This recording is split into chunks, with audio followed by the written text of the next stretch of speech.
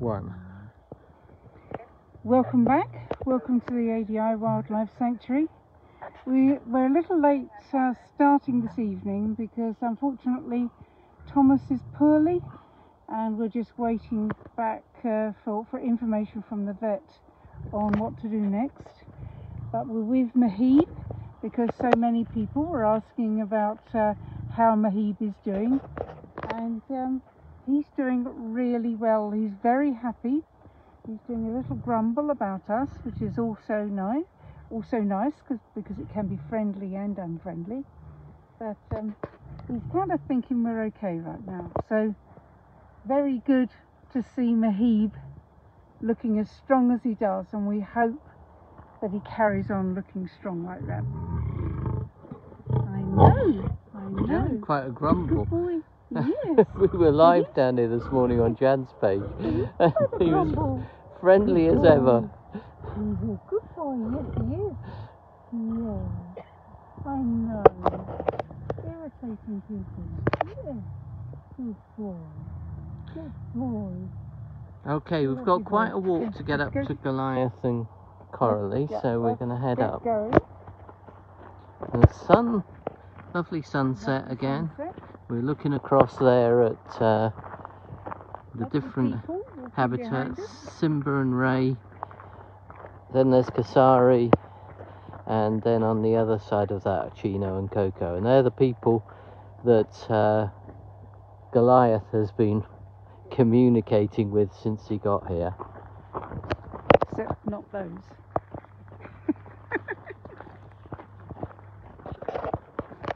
So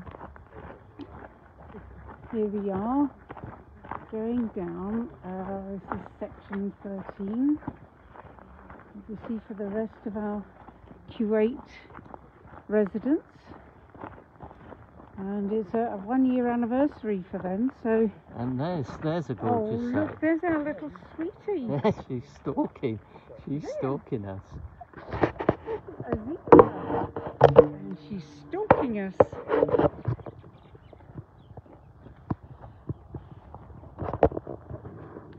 I'll come on this side. How's that, Tim? Oh, look, just found some people to chase. Very clever girl. Okay.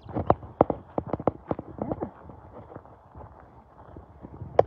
So it's a year since Q86 arrived. Look, she's very playfully. Who's she following? She's following Trevor. She's identified Trevor.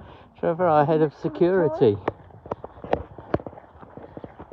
So there's Karen, looking like a nice little snack. Yeah, we're still going.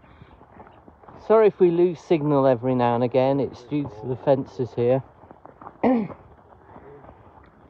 These fences in this section, which is for new arrivals, and we've got 2 sets of new arrivals. But we have this chain link fencing because sometimes we may need to have tigers in here. As it's a requirement for the tigers. There's our lovely. Pretty girl. We've rather pretty girl. Yes, you are. Been held up with how we integrate the Q86 animals. Of course, Shusha and Saham are up in a very big habitat, and but we've been rather held up because of Mahib's cancer diagnosis. That you can hear, you can perhaps see him down the bottom of his habitat. That is Ray Ayacucho roaring. He's been joined by Kasari and Coco and Chino now. So we'll get moving up to Goliath.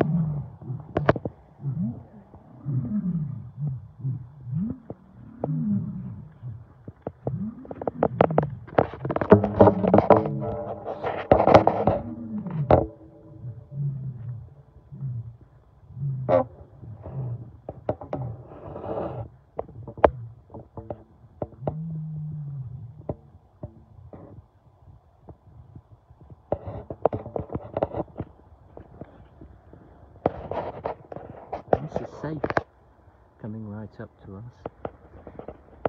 He's getting much bigger, but he's not really roaring yet. No, but he is growing a rather nice mane.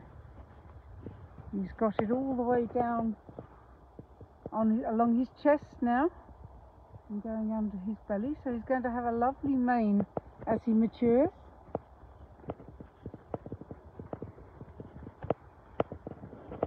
It's safe. Don't come too close. He's had a whole year here now at the ADI Wildlife Sanctuary after the Q86 arrived. Safe was dumped to die in the desert as a tiny little cub. So he's got his whole life ahead of him here, over 20 years. At least we hope over 20 years. As we walk along, we might see Sophia. Yeah, I can see her just... We can see Ray here. Can you catch Ray? Ray Ayacucho. Ayacucho, Peru, where he was rescued from the circus.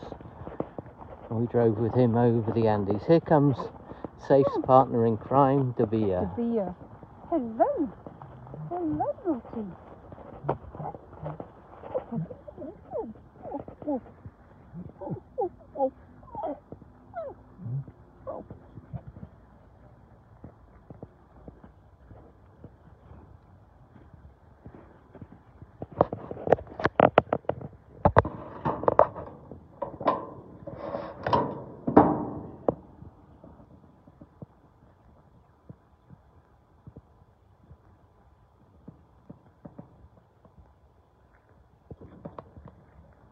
As they head away, we'll carry on our walk Carry towards... on our walk.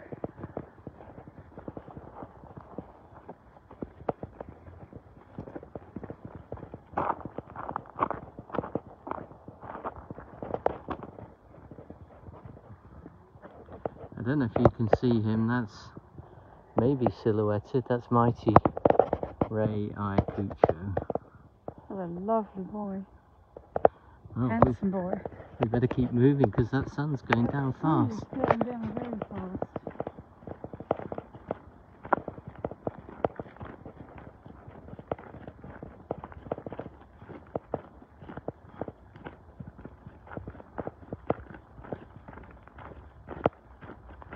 This gives everyone an idea of the distance between this set of habitats, and then we go up the hill here towards the quarantine unit.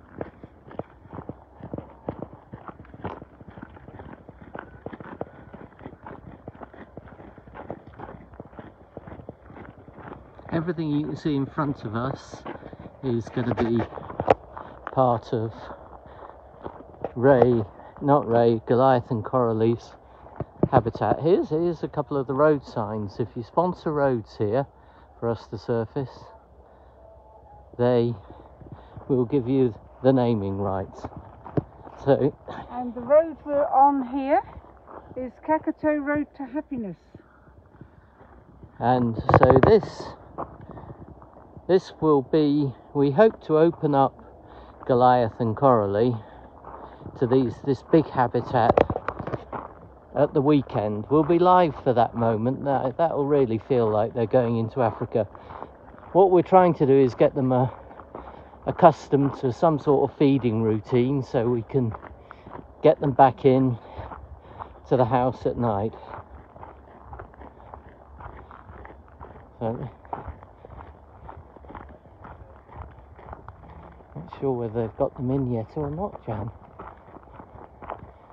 Oh, no, here he is. Oh, here he is. There's Goliath. Are you with us? If you were with us yesterday evening, you'll have seen them go in. I'm going to walk through the drive-through. This is to stop really any contamination coming out of this lion habitat. This is a quarantine unit now. Hello. And it says Goliath. Maybe Hello, we'll Goliath. get really close. Good boy. Good boy. Oh, you had a good day. What a week he has had. He's flown across the world, getting those frequent flyer miles. Paris to Africa via Doha. And he's been roaring again today. And now he's seen the guys. So he may be going in for food, so we may not get much of an outdoor view for him.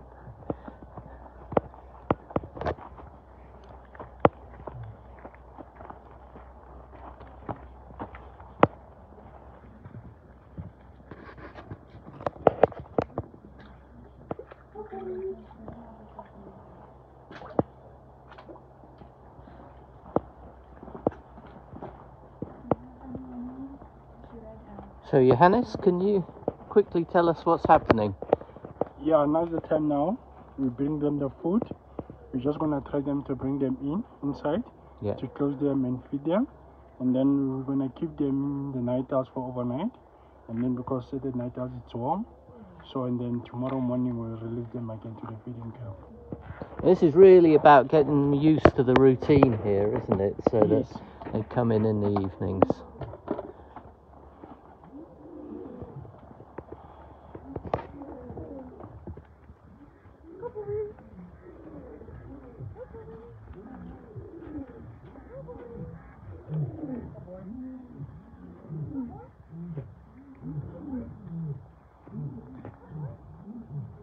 Maybe he'll reply.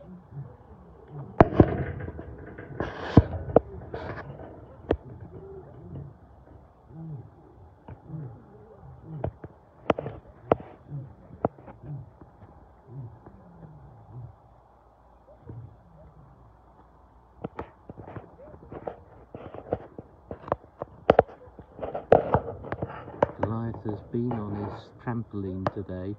We'll post some video of that tomorrow.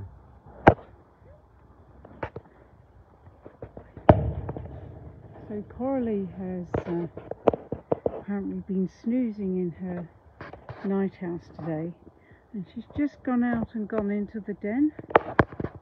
So Johannes is just trying to get her out. And Goliath gets a treat at the same time. Just very good.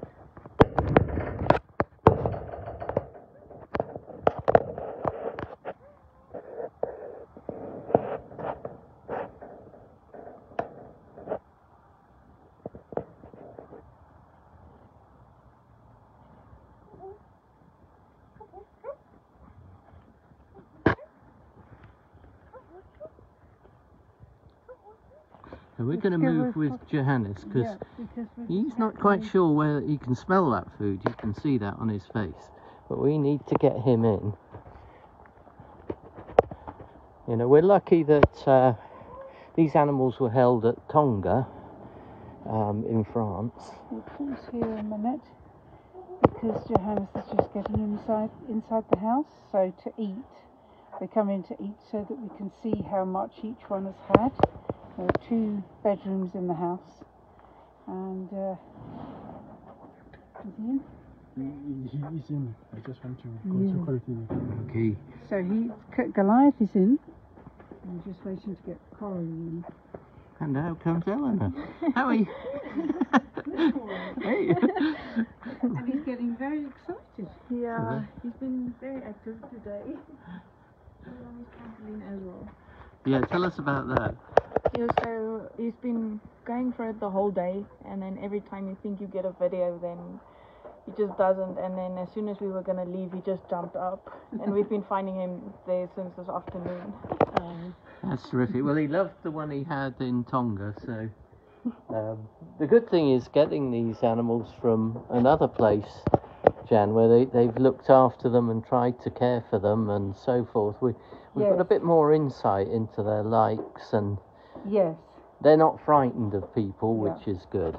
It does help. I mean, sometimes when we have to take them straight from the circus, if we can have them in a temporary place, to quickly get used to them and know what they normally like, it just helps us a little in how to settle them down. But Coralie's been in all day, in her bedroom and has just decided to go out to the den.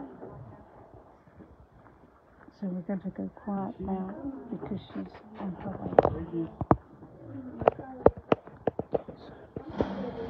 So Coralie's coming in. You can see Goliath in the room there, and then beyond that's another room. We do always feed the animals separately even when they live together, so that we can deal with medications, and also if there's going to be any aggression between anyone, it'll be when they're feeding.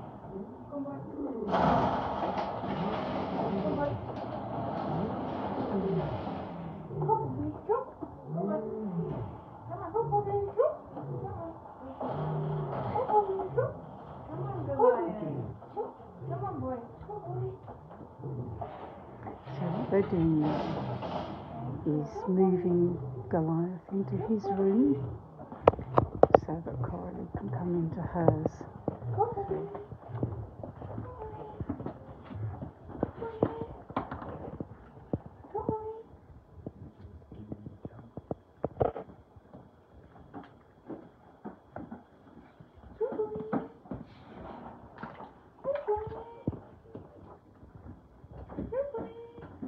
We're going to step back completely outside.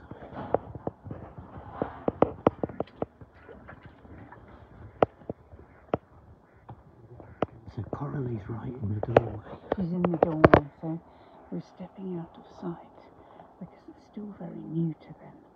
They will eventually just ignore us. But she wanted to be in the room that Goliath was in. So we had to move Goliath next door so that Coralie could have the room she wanted, of course. So you really, you've seen all of the journey, the challenges we face, and this is really the beginning of acclimating these lions to care at our sanctuary.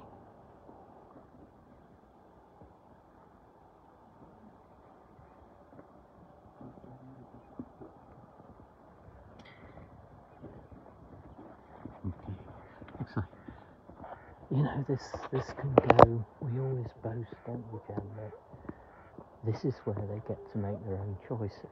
Yes. And it does mean they can be quite naughty. It does mean they can decide when to come in or not to come in. Well, it's perfectly okay if you're feeling a bit naughty and a bit playful. It's perfectly okay to do that because here they get the freedom of choice and they get to do as they want and behave as they want. As fast as possible we want to reverse the life they had in the circus where they had no freedom, no choice. Shouted at, screamed at, beaten, we want all that over. But, James is working very hard to get him back into the other one.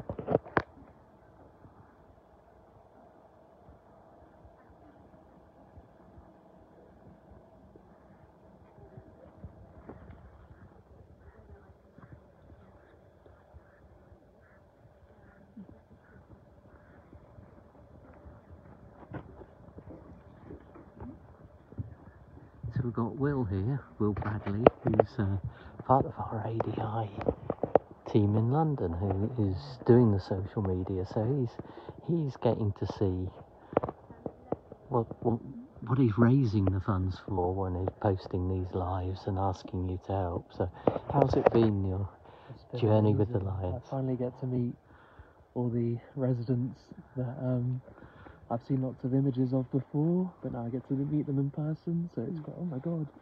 And Karen gave me a very nice tour around, and got to meet everyone, Tanya, Tarzan, Max and Stripes, and my favourite, Churchill and Roosevelt.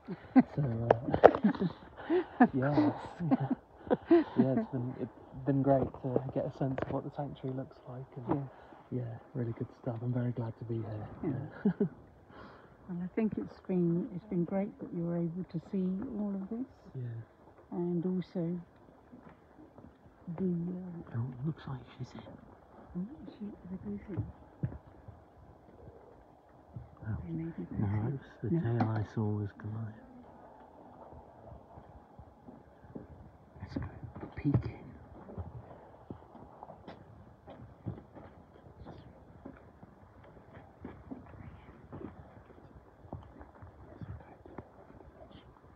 What's happening? Just whisper to the camera. He has a little cut on his nose. Probably just rubbed it. Yeah, the problem is now she likes that side. Yes. And then I don't think there's going to be a problem to move him this side. So I think for now we can do him like this. Yeah. And then once they settle in, and then we can swap them. Yeah. Is she in there? Are you still trying? She's inside. Yeah. She's inside. So are She's you going to inside. feed now? Yes, I'm going to feed now. Okay. We'll watch from outside. We don't want to Stay agitate them by too many people watching. I don't like So- anyone watching me eat. So for everyone who Johannes was just explaining, Yes. Johannes was just explaining that Coralie likes the far room and Goliath was in her room, so they had to move him around and get him into this room so that she could have her favourite room.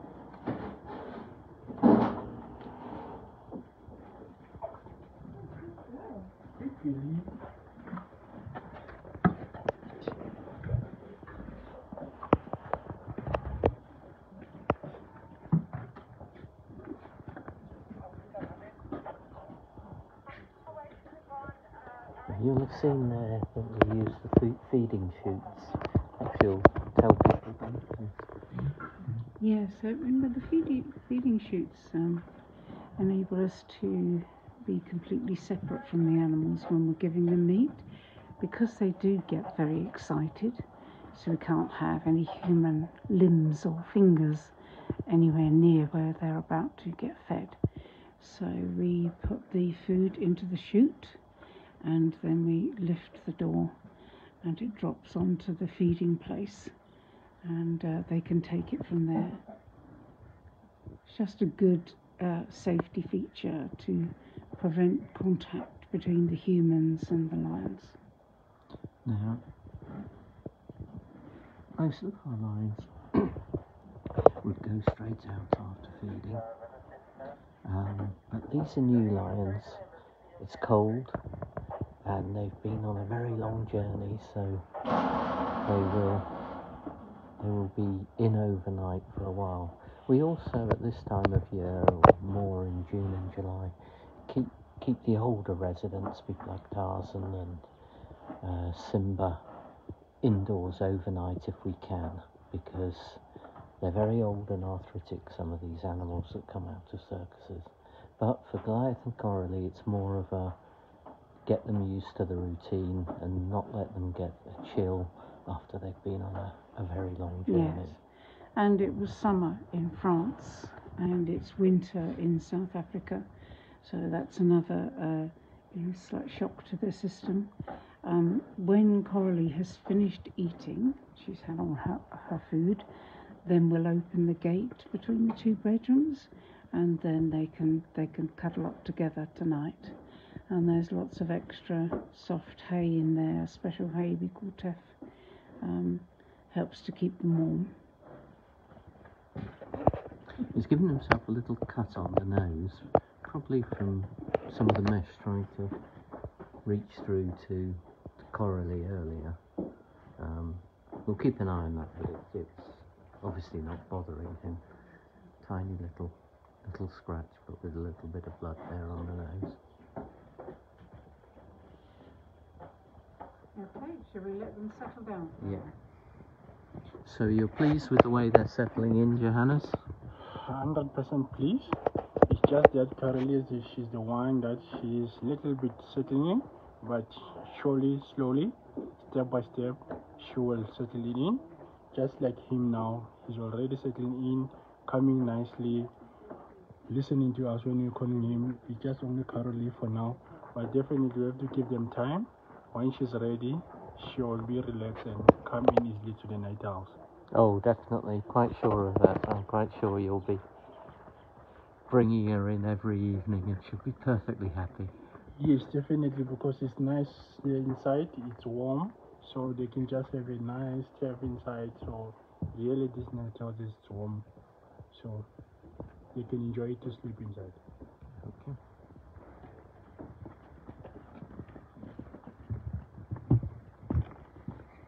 So let's walk down. Let's walk down this road, and we'll see whether we've got Max and Stripes in view, the tigers. Should we do that too? Yeah.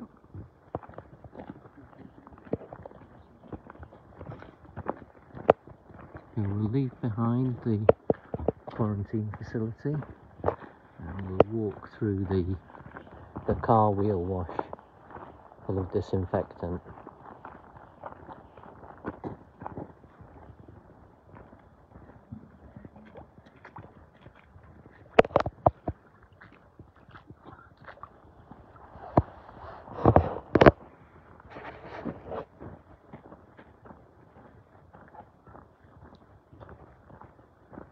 We'll walk down past the tigers. Coralie and Goliath are going to settle into bed as soon as she's finished her food. They can be in together. And they've got a nice cosy house.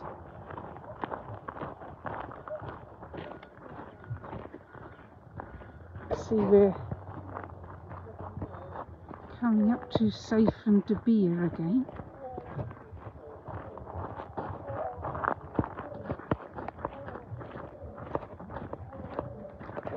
So we're still walking past the habitat that We are. This, for Goliath and Coralie. yes. We'll This is the probably let 2.5 acre, and it does have a stream. Previously we had Sasha Tiger in here, and then we converted it to the quarantine and made a new habitat for Sasha and Sasha Tiger. Some will remember that Sasha and Kamal, her partner Kamal, came together. Got some roaring.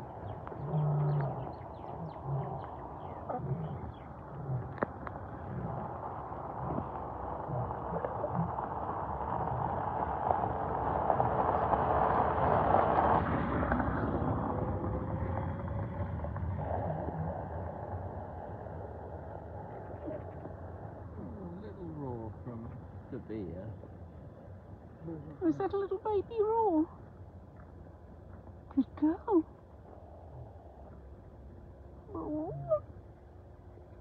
Max and Stripes are out, so let's see if we can catch them. Go and see the boys.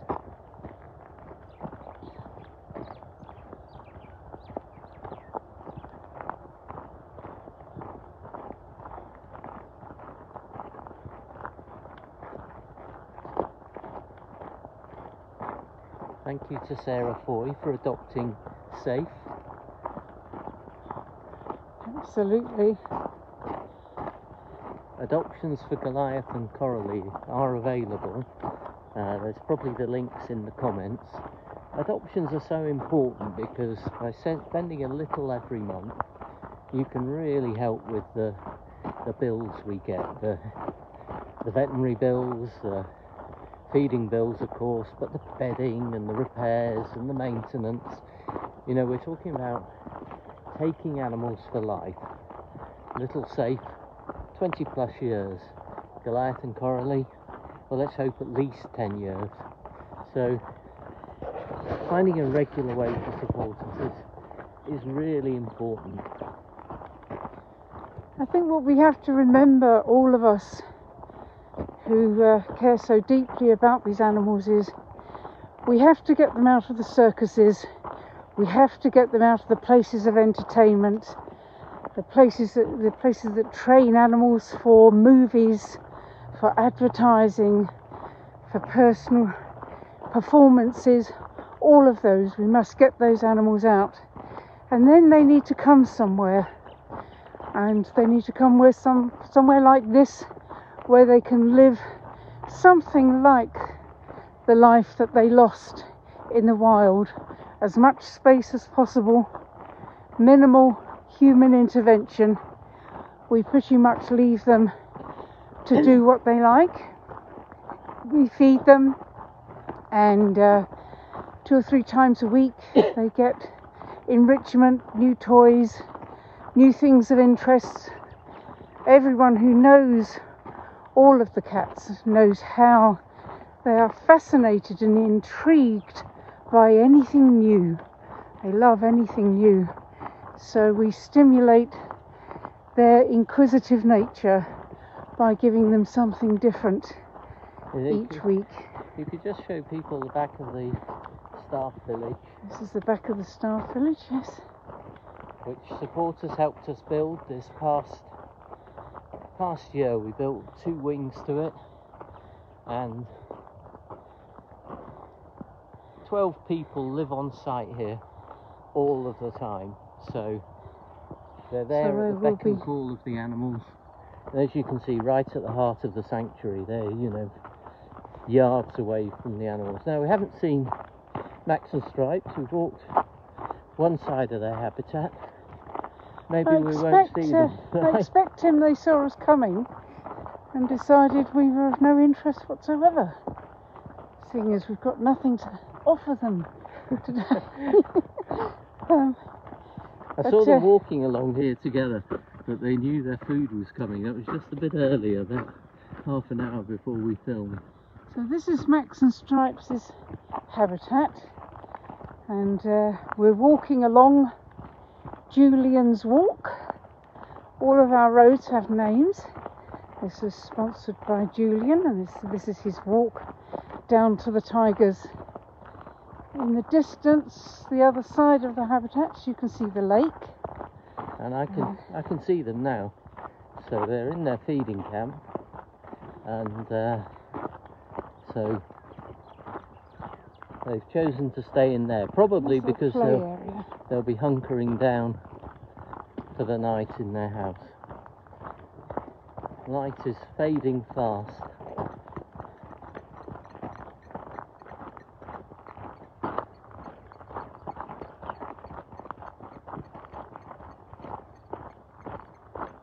The important thing about the routine that people have been seeing tonight with Goliath and Coraline is to ensure we get there, we'll be able to see them before the light goes. Okay. They're both up there. Is to get these animals coming in and out of the... In and out of there they are, on top of their platform. Of their different rooms.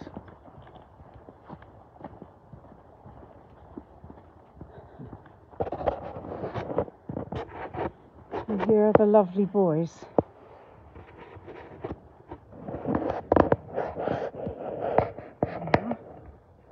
Settling down for the evening.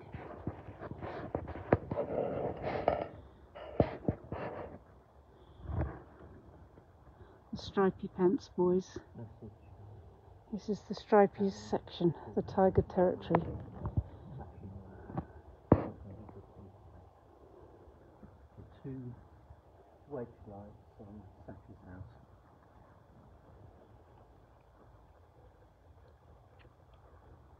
So this is probably a good moment to say goodnight to everybody.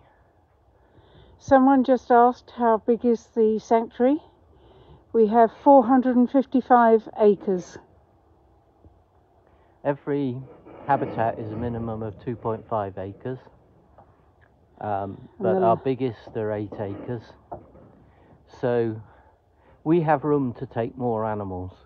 The only thing's holding us back from taking more and more animals until we're full is funding.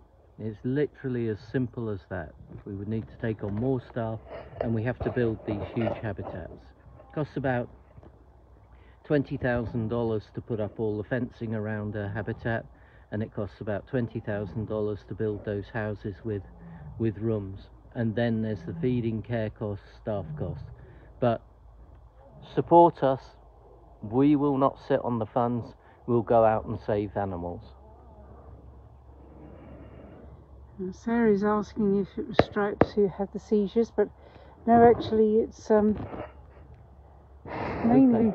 Lupe at the moment. Max had a seizure recently. A single seizure, yes. Gave us a real shock. He was in a bad way. And his brother Stripes, who I think is the right-hand one there, but the light's a bit poor to say for certain, but Stripes is a little bit lighter than Max, and that's what it looks like now. Stripes came and comforted him, and we had them under observation. We really think they should stay together, even though potentially Max might have another seizure. So we're hoping Max, you know, it's not going to be the start of a series of seizures. It's been the females who've had the seizures, but this is the result of inbreeding and of malnutrition when they were young, not getting enough vitamins, not getting enough vitamin A. They all have the same defect at the base of the skull, the connection with the spine, and this is what inbreeding does, and poor nutrition. Many will remember that when we picked these up as cubs and the rest of the family, they were being fed only chicken feet, not even any meat, just the feet of the chickens.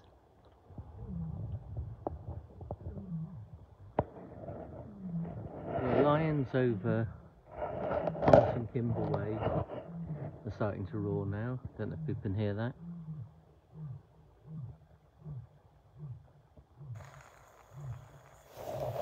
We'll see if we can get a nice close-up to finish with these lovely boys.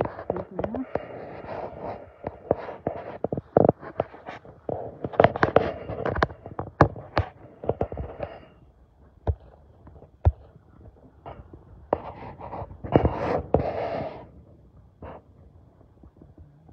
So thank you all for watching. We're going to wrap up now. We'll be live again at the weekend after we've assessed Goliath and Coralie and whether we're ready to get them out into the main habitat. So that could be either Saturday or Sunday. Please just keep monitoring us. On Tuesday, Dr. Peter Caldwell, who travelled with us and from Paris, will be coming, and he's going to be doing a very thorough assessment. He'll probably sedate both Goliath and Coralie. He'll be taking lots of blood samples and that kind of thing. So check in with us at the weekend and again on Tuesday as the story of these rescued French circus lions, and of course all the other lions and tigers like Max and Stripes here, unfolds at the ADI Wildlife Sanctuary. Thanks for joining us.